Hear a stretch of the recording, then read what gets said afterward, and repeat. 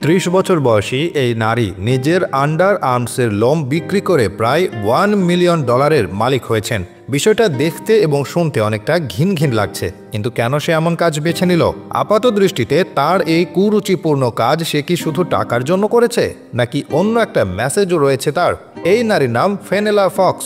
এবছরের শেষে ভাইরাল হয় তার একটা ভিডিওর জন্য, যেখানে টানা 14 ঘন্টা কানে মোবাইল নিয়ে কথা বলছিল। তবে তার পেশাটা অনেকটা অদ্ভুত। সে 18 বছর বয়স থেকে প্রাপ্তবয়স্কদের ইন্ডাস্ট্রিতে কাজ করত।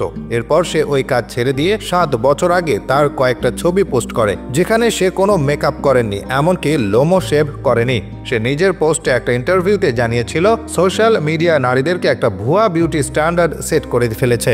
সোশ্যাল মিডিয়াতে যতটা সুন্দর দেখানো হয়, নিজে বাস্তবে ততটা সুন্দর নয়। তাই সে এই বিউটি স্ট্যান্ডার্ডটা ভাঙতেই নিজেকে এভাবে প্রেজেন্ট করা শুরু করলো। পাশাপাশি রোগের কারণে যেসব নারী শরীরের আনওয়ান্টেড লোমের জন্য বেশি ভুক্তভোগী, তাদেরকেও ইন্সপায়ার করার জন্য সে নিজেকে ন্যাচারালি অনলাইন প্রেজেন্ট করতে থাকে। তার এই উপস্থাপনার জন্য অনেক পুরুষ তার শরীরের প্রশংসা করা শুরু করলো। অদ্ভুত শোনালেও সত্যি যে অনেক পুরুষ তার আন্ডার আর্মসের চুল পার্সেল করে পাঠাতে বলেছিল। তখন থেকে সে অনলাইনে এই কাজ করা শুরু করে দিল। এই নারী তার এই অনাকাঙ্ক্ষিত লোম বিক্রি করে মাসে প্রায় $15,000 অর্থাৎ 15 লক্ষ টাকা ইনকাম শুরু করলো। এই নারী কিন্তু একমাত্র নয় যে অনলাইনে এসব আজব জিনিস বিক্রি করে কোটিপতি হয়ে গেছে।